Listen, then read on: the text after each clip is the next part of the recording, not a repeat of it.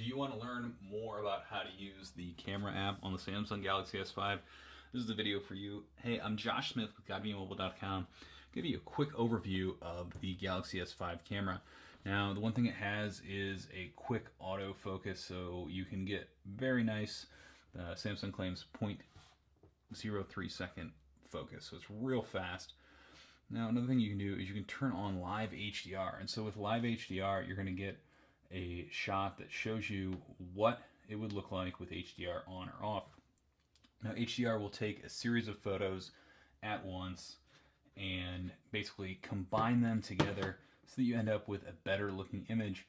The results inside like this aren't quite as nice as, say, if you're taking a sunset or something like that, but it's nice to be able to turn that on and off and see the effects live so you can compose your shot with that on. Now, if we turn that back off, if we go over to mode, if you leave the phone on auto, it's going to pick the best mode out of everything. So for the most part, just leave it on auto. It's going to pick the right thing. If you're going to take a portrait, a close-up of someone, or a selfie, switch over to beauty face, and it's going to tone and tweak the camera so that you end up with something that looks really great, make you look maybe a little bit nicer than you do in real life.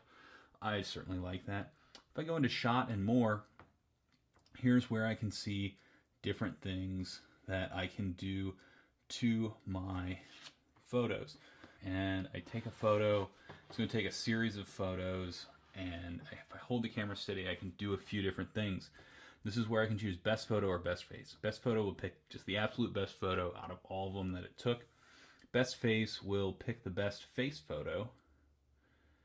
There's also a drama shot that can show movement.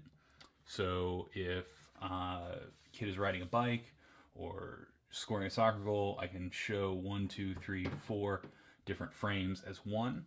Eraser. Say I'm taking a photo of friends in front of the Eiffel Tower or the biggest ball of twine in Kansas, and some goofball walks in the frame.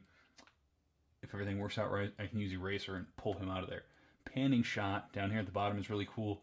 Say I'm taking a photo of something that's moving and I want to show that movement by kind of blurring everything else like you see in some car photos. You can use that and it's going to show the motion. We can also do panorama, virtual tour, dual camera. This is something that we've seen before. Basically allows us to use the front and rear camera at the same time and eventually be able to download different types of apps. But again, if you leave that on auto, most of the time is where you're going to get your best shot. If you hit settings, you get a variety of different things. You can choose your burst mode, picture stabilization, face detection, tap to take pictures, your video modes, including 4K effects, flash.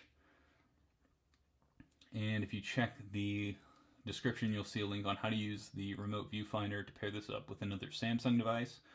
And I can change it a couple different things. I can take pictures using my voice. So I can say cheese or smile, and it'll take a picture. I can adjust the shutter sound. And if you turn face detection on, it's going to track your face. So that's a quick look at the variety of different modes on the Samsung Galaxy S5 camera. The camera is taking really fast pictures.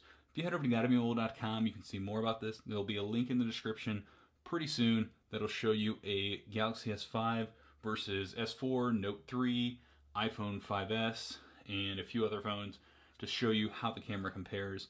There's also a link down there to the Galaxy S5 tips, tricks, and hidden features where you can see